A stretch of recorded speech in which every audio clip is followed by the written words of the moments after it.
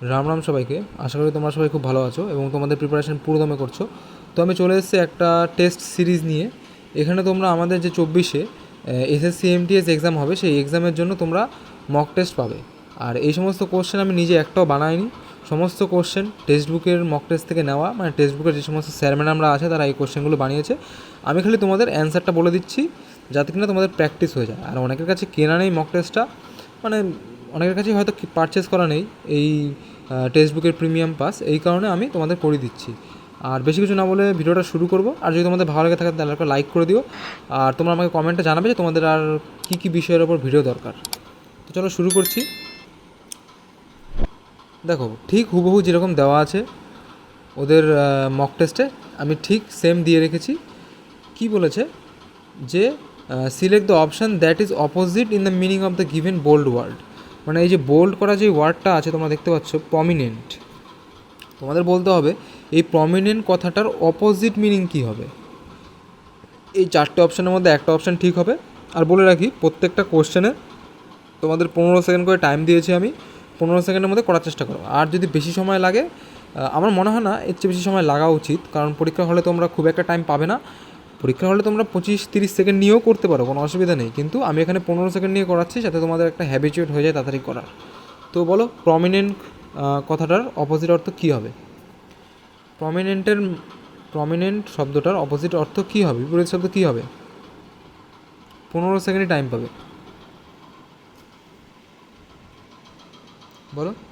Prominent মানে কি আগে সেটা সেটা বোঝার চেষ্টা করো। দেখো, প্রমিনেন্ট মানে হচ্ছে যেটা খুব ইম্পর্টেন্ট বলতে পারো, দরকারি বলতে পারো, বা যেটা খুব ফেমাস, সেই জিনিসটাকে বলা হয় প্রমিনেন্ট। তো এর অপোজিট হয়ে যাবে কি? ইনসিগনিফিকেন্ট। ইনসিগনিফিকেন্ট মানে যেটার কোনো ভ্যালু নেই বা যেটা দরকার নেই সেটাকে বলা হয় ইনসিগনিফিকেন্ট। ঠিক আছে, বুঝতে পারলে? Next question, select the most appropriate option to fill in the blank. এই ফিল ইন দ্য ব্ল্যাঙ্কে চারটে অপশানের মধ্যে কোন অপশানটা বসবে বলো। Turn the light dash, I want to go to slip.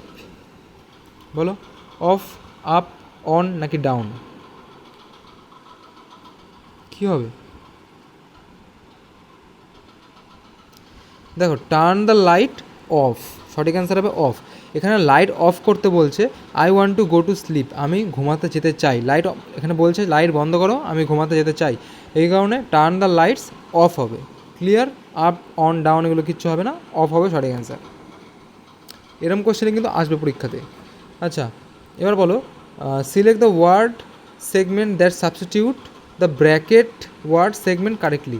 মানে এই যে ব্র্যাকেট দেওয়া আছে না, ব্র্যাকেট দেওয়া যেই সেগমেন্টটা আছে, এই এই পুরো কথাটার জায়গায় এই চারটে অপশানের মধ্যে কোন অপশানটা বসবে সেটা বলো। A republic is the form of government where country is considered a public matter, not the private concern or property of the rulers. তোমাকে বলতে হবে চারটে অপশানের মধ্যে কোন অপশানটা বসবে, বলো, পড়ে নিয়ে বলো। নিশ্চয়ই এখানে কোনো একটা কিছু ভুল আছে, গ্রামারে কোনো মিস্টেক আছে, এই কারণে এটা বসবে না। সেই হিসেবে বলো চারটে অপশানের মধ্যে কোন অপশানটা বসবে।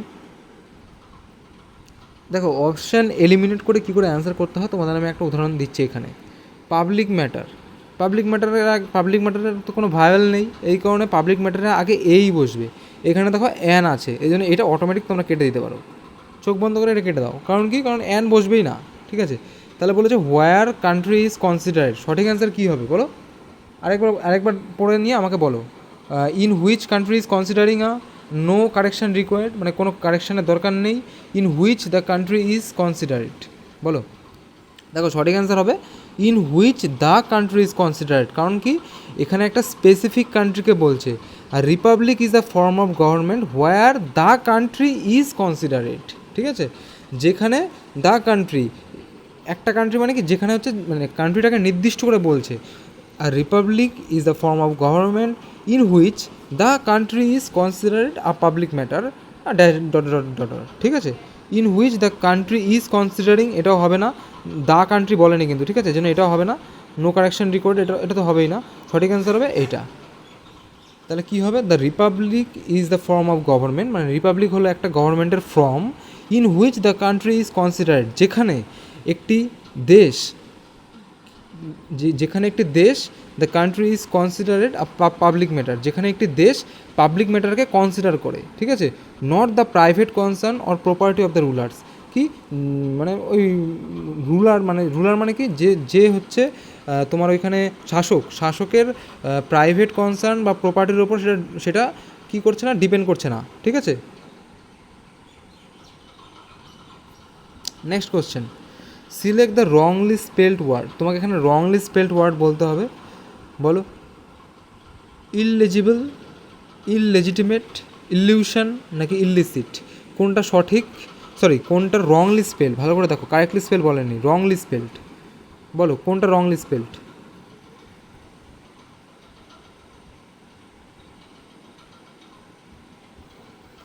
বলো, ইললেজিবল, ইললেজিটিমেট, ইলিউশন নাকি ইলিসিট, বলো কোনটা ভুল বানান আছে এখানে। দেখো এখানে হচ্ছে এই বানানটা ভুল আছে, ইলিউশনের সঠিক বানান হচ্ছে ILLUSION। এখানে দেখো ILLUI আছে, এই কারণে ওটা ভুল আছে। সঠিক অ্যান্সার হবে ILLUSION। দেখো, ইললেজিবল কথাটার মানে হচ্ছে যেটা ক্লিয়ার না, স্পষ্ট না, ঠিক আছে। ইললেজিটিমেট মানে হচ্ছে তোমরা বলতে পারো যে কী বলবো, মানে ল মানে মিনিং কী বলবো, নট অথরাইজড বাই ল, বা বলতে পারো তোমরা যে আইনের দ্বারা অথরাইজড করা না বা আইনের দ্বারা স্বীকৃত না, ঠিক আছে, সেটাকে বলা হয় ইললেজিটিমেট, বা বলতে পারো যে বেআইনি, সেটাকে বলতে পারো ইললেজিটিমেট। ইলিউশন মানে তোমরা সবাই জানো, ইলিউশন মানে যেটা তোমরা চোখে দেখছো কিন্তু সঠিক সেটা না, ঠিক আছে, ঠিক আছে। নেক্সট কোশ্চেন, আচ্ছা এখানে সব দিয়েছিলাম মানে আমি, তোমরা দেখে নিতে পারো, সঠিক ইলিউশন বানানো হচ্ছে এটা। Next question, select the incorrectly spelled word. তোমাকে বলতে হবে ইনকারেক্টলি স্পেলড মানে ভুল বানান কোনটা আছে, সাকসেসফুল, স্ট্র্যাটেজি, ডেফিনেশন নাকি কন্টিনিউয়াসলি, কোন বানানটা ভুল আছে। আমি জানি তোমরা কোনটা অ্যান্সার করবে, তার আগেও তোমরা নিজেরা একবার বলো কোনটা অ্যান্সার। বলো, ইনকারেক্টলি স্পেলড মানে ভুল বানান বলেছে, কোনটা ভুল বানান। অনেকে এটা পারবে না হয়তো।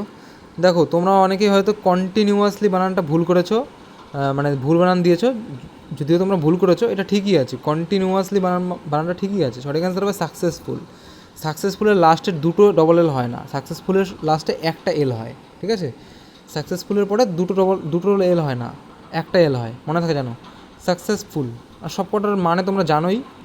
এখানে ডেফিনেশন মানে সংজ্ঞা, স্ট্র্যাটেজি মানে একটা কী বলবো, মানে স্ট্র্যাটেজি বলি না, যে একটা রুলস বলতে পারো, বা কী বলবো বাংলা মানে যদি বলি একটা মানে নিয়ম মাফিক একটা রুলস, এরকম টাইপের বলতে পারো, বলে না যে যুদ্ধের স্ট্র্যাটেজি এরকম, বা তোমাদের লড়াইয়ের স্ট্র্যাটেজি এরকম, ঠিক আছে, গেমের স্ট্র্যাটেজি, তোমরা সবাই জানো এটা, আমি বাংলা মানে এটা সঠিক মনে পড়ছে না। সাকসেসফুল মানে সবাই জানো, সফল, তাহলে সঠিক অ্যান্সার হবে সাকসেসফুল।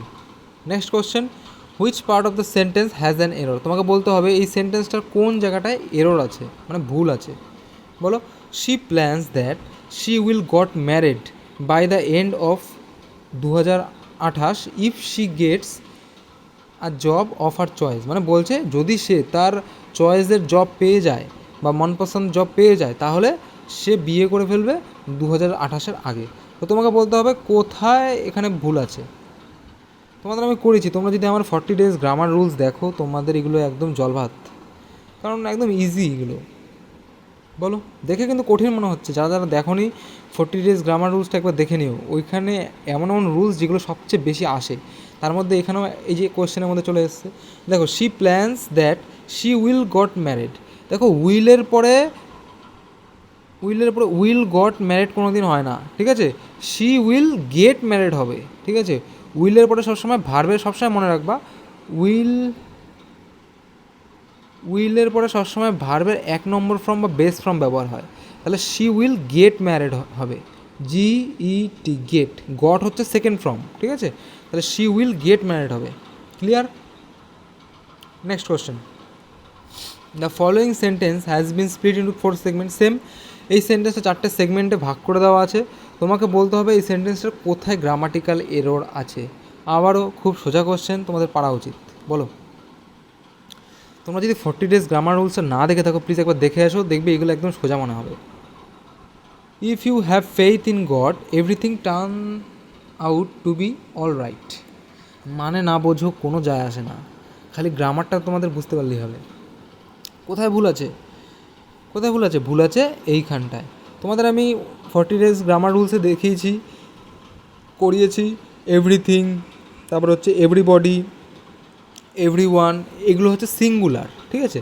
আর সিঙ্গুলার সাবজেক্টের পরে সবসময় থার্ড পারসন সিঙ্গুলার নাম্বার হয়, মানে সরি সিঙ্গুলার সাবজেক্টের পরে সবসময় কী হয়, তোমার ভার্বের মানে সিম্পল প্রেজেন্ট টেন্সে ভার্বের শেষে এস বা ইএস যুক্ত হয়। এই কারণে টার্ন আউট না হয়ে যাবে turns out. Everything turns out. Clear? আমি কিন্তু তোমাদের রিজন বলে দিচ্ছি, শুধু অ্যান্সারই বলছি না, কেন হচ্ছে সেটাও বলে দিচ্ছি। এভরিথিং টার্নস আউট, কারণ এভরিথিং হচ্ছে একটা সিঙ্গুলার সাবজেক্ট, ঠিক আছে? Third person singular number subject, এই কারণে টার্নের জায়গায় হয়ে যাবে টার্নস আউট, ঠিক আছে? নেক্সট কোশ্চেন, এই দেখো, এভরিথিং ইজ এ সিঙ্গুলার, এই কারণে ভার্বের এই জন্য এই কারণে মানে ভার্বের শেষে এস বাই ইএস যুক্ত হবে, টার্নস হবে। নেক্সট কোশ্চেন কী বলেছে, এখানে একটা ওয়ান ওয়ার্ড দেওয়া আছে, তোমাকে বলতে হবে এই ওয়ান ওয়ার্ডটার মানে কি। One who has little faith in human sincerity and goodness, মানে একজন ব্যক্তি যার মানবিকতার ওপর খুব কম বিশ্বাস আছে, বা বলতে পারো মানে বিশ্বাস নেই বলতে পারো, ঠিক আছে? মানে যে মনে করে যে অন্যের ভালো দরকার নেই, নিজের ভালোই করো, ঠিক আছে? এমন ব্যক্তিকে কি বলে? ইগোইস্ট, ফেটালিস্ট, স্টোইক নাকি সিনিক? কী হবে বলো? এগুলো ওয়ান ওয়ার্ড, এগুলো তোমাদের জানতেই হবে।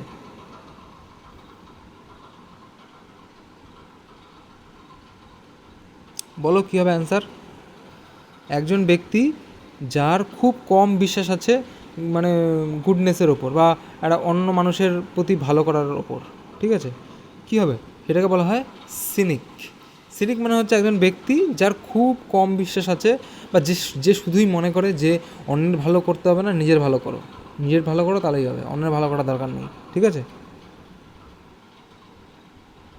নেক্সট কোশ্চেন, এখানে ইডিয়ম দিয়েছে একটা, বলতে হবে গো কোল্ড টার্কি। গো কোল্ড টার্কি, এই ইডিয়মটার মানে কি? ইডিয়ম মানে তোমরা সবাই জানো যে শুনতে একরকম লাগে কিন্তু মানে কিন্তু আলাদা হয়। তো গো কোল্ড টার্কি এই ইডিয়মটার মানে কি বলো?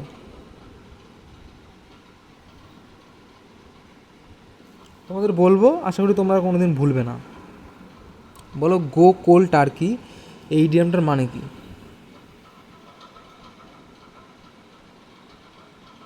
দেখো, গো কোল্ড টার্কি এই ইডিয়মটার মানে হচ্ছে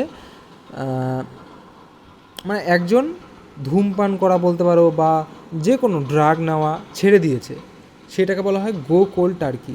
তাহলে to quit doing something often some from of drug, মানে কুইট করা মানে কি? মানে ছেড়ে দেওয়া। কুইট করা মানে ছেড়ে দিয়েছে, কি অফেন সাম ফ্রম ড্রাগ মানে একজন ড্রাগ নিত ছেড়ে দিয়েছে, বা এরম টাইপের মানে বোঝানো, মানে সেটার হচ্ছে মানে হচ্ছে গো কোল্ড টার্কি, ঠিক আছে? মনে থাকবে আশা করি। নেক্সট কোশ্চেন, এখানেও সেম, তোমাকে বলতে হবে যে কোথায় গ্রামাটিক্যাল এরর আছে। 4টে পার্টে ভাগ করে দিয়েছে একটা সেন্টেন্সকে, তোমাকে বলতে হবে এই সেন্টেন্সটার কোথায় গ্রামাটিক্যাল এরর আছে। বলো, after a complaint was filed, police teams was given the photograph of the accused from the CCTV footage recorded at the hotel. মানে বোঝো চাই না বোঝো কোনো যায় আসে না, ইংলিশের এটাই মজা। খালি গ্রামার যে রুলটা আছে না, সেই রুলটা যদি জানো ব্যাস, তাহলেই তোমাদের কাজ হয়ে যাবে। খুব সোজা, দেখো একবার তোমরা ভালো করে পড়ো, আমি বলছি তোমরা পারবে এটা। আমি বলবো তখন তোমাদের অ্যান্সার সোজা মনে হবে, কিন্তু তোমরা একবার ভালো করে পড়ে দেখো, এটা তোমরা সত্যিই পারবে। After a complaint was filed, police teams was given the photograph of the accused from the CCTV footage recorded at the hotel. কোথায় ভুল আছে? যখন এরকম গ্রামারের ভুল আছে কিনা কোশ্চেন জিজ্ঞেস করবে, তখনই তোমরা ফার্স্টে গ্রামার মানে ভার্বটাকে দেখার চেষ্টা করবে যে ভার্বে কী আছে। দেখো ভার্বে আছে ওয়াজ, ঠিক আছে? এবার ওয়াজ কখন হয়? ওয়াজ হচ্ছে যখন সিঙ্গুলার সাবজেক্ট হয় তখন ওয়াজ হয়, ঠিক আছে? এখানে দেখো পুলিশ টিমস আছে, পুলিশ টিমস মানে অনেকগুলো টিম, এই কারণে এখানে ওয়াজ হবে না, সঠিক অ্যান্সার হবে the police team were given. মনে থাকে জানো, আমি কিন্তু বলে দিলাম, ঠিক আছে? তাহলে সঠিক অ্যান্সার হবে এটা, বি জায়গাতে ভুল আছে। ক্লিয়ার? নেক্সট কোশ্চেন, বলতে হবে যে এই আন্ডারলাইন করার জায়গাটায় কি বসবে। যদি যেটা দেওয়া আছে সেটাই ঠিক থাকে তাহলে নো ইমপ্রুভমেন্ট রিকোয়ার্ড করবে, আর না হলে চারটে অপশনের মানে তিনটে অপশনের মধ্যে একটা অপশন চুজ করবে। তো বলো কী হবে অ্যান্সার, বলো। আমার নাক বন্ধ হয়ে গেছে, তাও আমি তোমাদের জন্য ভিডিও করছি যাতে তোমরা এগুলো বুঝতে পারো। কারণ অনেকেই আমাকে বলেছো যে দাদা এমটিএসের যেই মানে প্রিমিয়াম মক টেস্টগুলো আছে সেটা মানে করাও। কারণ কি অনেকের বেশিরভাগ ছেলেমেয়েদের কাছেই তো নেই, আর যাদের কাছে আছে তারা হয়তো বুঝতে পারে না। মানে ধরো কিনেছে, সে পারচেস করেছে, কিন্তু পারচেস করার পরেও সে বুঝতে পারছে না যে কী অ্যান্সার হবে, কেন অ্যান্সার হলো, অত ডিটেলসে তো লেখা থাকে না অ্যান্সারে। তো যাই হোক, আমি তাও তোমাদের বোঝাচ্ছি। তো প্লিজ তোমাদের যদি ভালো লেগে থাকে তাহলে একটা লাইক করে দিও, আর কমেন্টে জানিও কেমন লাগছে। আচ্ছা, কী বলেছে, not everything that happen in nature is due to global warming alone. আমি তোমাদের আগেই বললাম, মানে বোঝো চাই না বোঝো কোনো যায় আসে না। গ্রামারটা যখন বলবে যে ঠিক আছে কি নেই, তখন তোমরা ভার্বটাকে দেখবে। দেখো, নট এভরিথিং দ্যাট হ্যাপেন, এখানে হ্যাপেনটা হচ্ছে ভার্ব, ঠিক আছে। এবার হ্যাপেনের আগে সাবজেক্ট কী আছে দেখো, নট এভরিথিং। তোমাদের আমি আগেই বললাম এভরিথিং, এনিথিং, এনিওয়ান, এভরিওয়ান এগুলো সব সিঙ্গুলার। আর সিঙ্গুলার যখন থাকবে, সিঙ্গুলার মানে থার্ড পারসন সিঙ্গুলার নাম্বার যখন থাকবে, তখন সিম্পল প্রেজেন্ট টেন্সে কী হবে, সিম্পল প্রেজেন্ট টেন্সে ভার্বের শেষে এস বা ইএস যুক্ত হবে। এই কারণে কোথায় ভুল আছে, এই কারণে এইটা হবে সঠিক answer, not everything which happens in nature. বুঝতে পারলে? সরি আমি আরেকটা জিনিস তোমাকে এখানে দেখতে হবে, আমি একটুখানি তোমাদের আরও বলছি ব্যাপারটা। হ্যাঁ, এখানে হ্যাপেন আছে, এখানে এটা তো ভুল আছেই, ঠিক বুঝেছো, কিন্তু নেচার্স কোনো দিন হয় না। মানে নেচার মানে প্রকৃতির সাথে আবার এস কোনো দিন যুক্ত হয় না। প্রকৃতি মানে প্রকৃতি একটাই, ঠিক আছে, পৃথিবীতে একটাই। যেমন তাজমহলস হয় না, ঠিক আছে, তাজমহল পৃথিবীতে একটাই আছে, কারণ তাজমহলই হবে, ঠিক আছে। যেন নেচার প্রকৃতি একটাই, এই জন্য প্রকৃতি মানে নেচারই হবে শুধু। দেখো এখানে হুইচ হ্যাপেন্স আছে, এগুলো তো হবেই না, হ্যাপেনিং হবে না, নো ইমপ্রুভমেন্ট হবে না। তাহলে হুইচ হ্যাপেন্স আছে, এখানে দ্যাট হ্যাপেন্স আছে। এরপরে তোমরা দেখবে যে আর কোথায় ভুল আছে, তখন দেখো এখানে নেচার্স আছে আর এখানে নেচার আছে। এই কারণে এই তোমাদের এইটা অ্যান্সার হবে না, সঠিক অ্যান্সার হবে ডি, ঠিক আছে। That happens in nature, nature's হবে না। ক্লিয়ার? আমি কিন্তু ডিটেলসে বলে দিচ্ছি তোমাদের। ক্লিয়ার?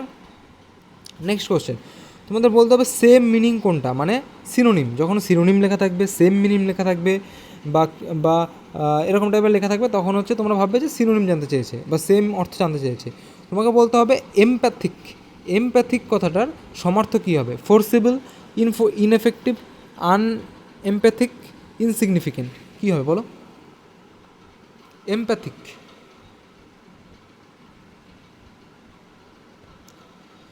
এই কোশ্চেন করার আগে তো তোমাকে ফার্স্টে এমপ্যাথিকের মানে জানতে হবে। বলো কী হবে অ্যান্সার? দেখো এমপ্যাথিক মানে হচ্ছে কোনো কিছু জোর করে, ফোর্সিবলি এক্সপ্রেস করা, সেটাকে বলা হয় এমপ্যাথিক। এবার এখানে দেখো, যদি বলতো অ্যান্টোনিম, তখন আনএমপ্যাথিকটা সঠিক অ্যান্সার হয়ে যেত, কারণ এমপ্যাথিকের অপোজিট হচ্ছে আনএমপ্যাথিক, ঠিক আছে। সঠিক অ্যান্সার হবে ফোর্সিবল। মানে তোমাকে যেটা বললাম, এমপ্যাথিক মানে হচ্ছে জোর করে, ফোর্সিবলি কোনো কিছু এক্সপ্রেস করা, সেটাকে বলা হচ্ছে এমপ্যাথিক। আর এটার সমার্থ হয়ে যাবে ফোর্সিবল, ঠিক আছে।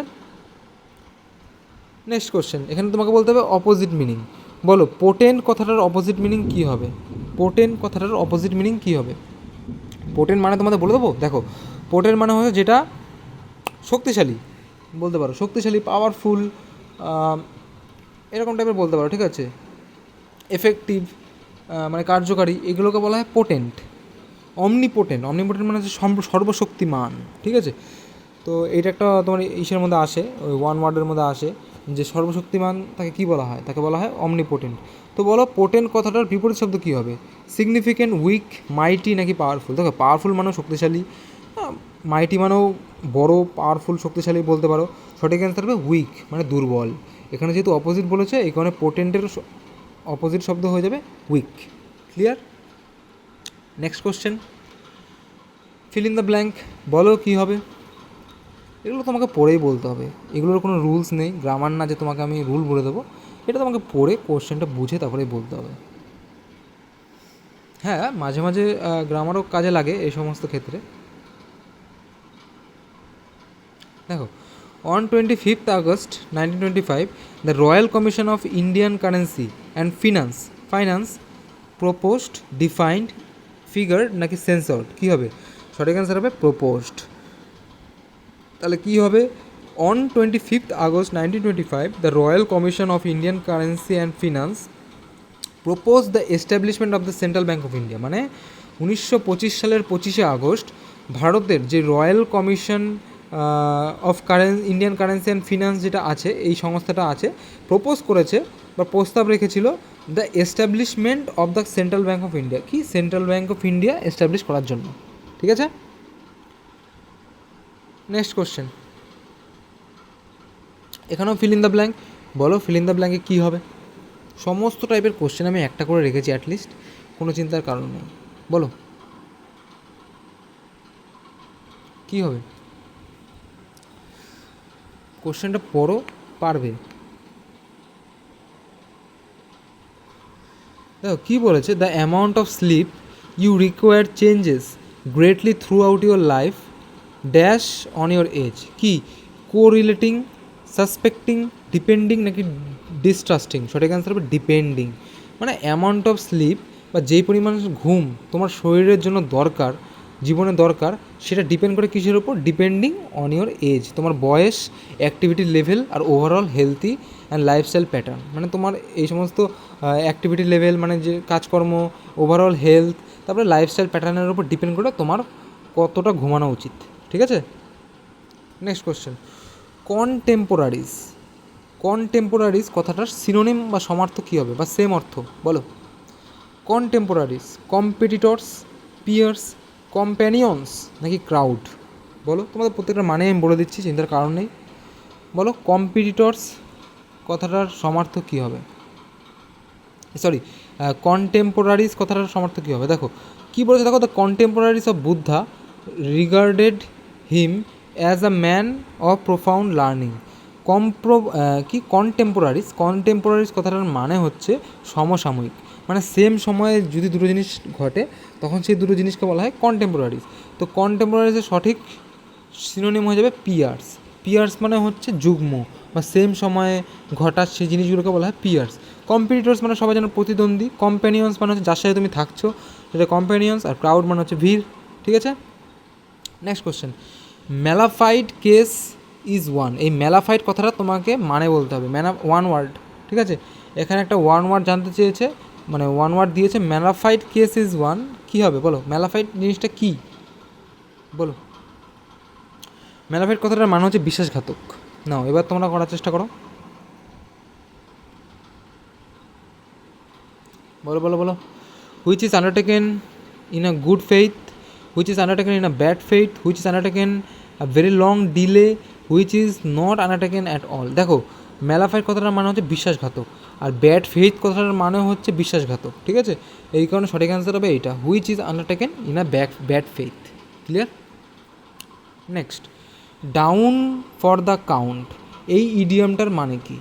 ডাউন ফর দ্য কাউন্ট, বলো down for the count, giving up, very sick, happy নাকি hopeful? Down for the count এই ইডিয়ামটার মানে কি?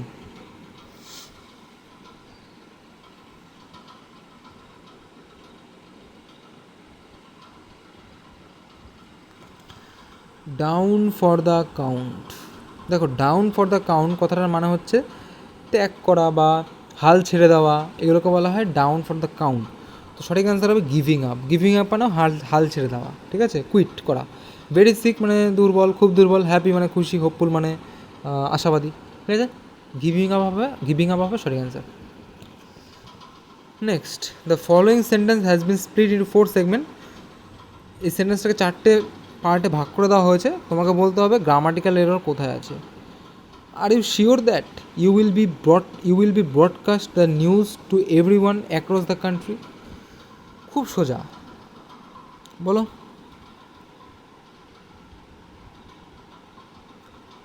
বলো কী হবে?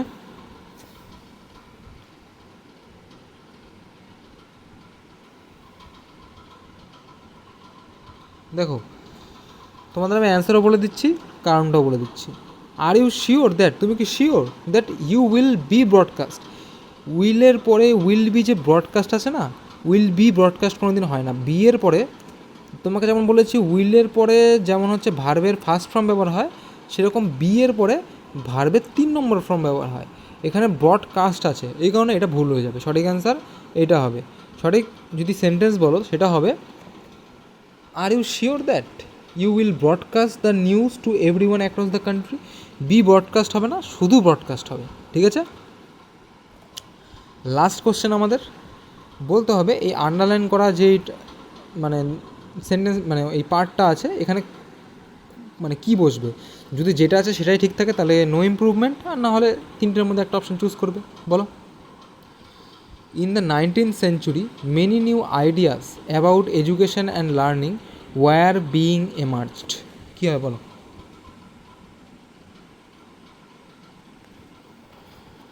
বলো, ইন দ্য 19th century মানে 19 শতকের দিকে বা 19 শতকে many new ideas about education মানে অনেক নতুন নতুন আইডিয়া এডুকেশনের ওপর এবং লার্নিংয়ের ওপর ওয়ার বিইং এমার্জড। কী হবে? Was emerging, have emerging. দেখো এখানে তো তোমরা দেখেই বুঝতে পারছো হ্যাভ এমার্জিং তো হবেই না ভাই, হ্যাভের পরে ভার্বের সবসময় থার্ড ফর্ম ব্যবহার হয়। ঠিক আছে, এমার্জ নাকি ওয়াজ এমার্জিং? দেখো সঠিক অ্যান্সার হবে এমার্জড। ইন 19th century, এটা সিম্পল পাস্ট টেন্সে আছে, পুরো সেন্টেন্সটা সিম্পল পাস্ট টেন্সে আছে, এই কারণে শুধু এমার্জড হবে। আর ওয়াজ এমার্জিং কখন হয়? ওয়াজ এমার্জিং হয় যখন পাস্ট কন্টিনিউয়াস টেন্স হয়। ঠিক আছে, এখানে যেহেতু সিম্পল পাস্ট টেন্সে আছে, ঠিক আছে, এই কারণে এটা এমার্জড হবে। ঠিক আছে, এই ছিল তোমাদের লাস্ট কোশ্চেন। আশা করি তোমরা বুঝতে পেরেছো। আর তোমাদের কেমন লাগলো আমাকে কমেন্টে জানাবে, কোনো কিছু ইমপ্রুভ করার হলেও বলবে। তো এই বলে ভিডিওটা শেষ করব, রাখছি। বাই, জয় হিন্দ, জয় শ্রীরাম।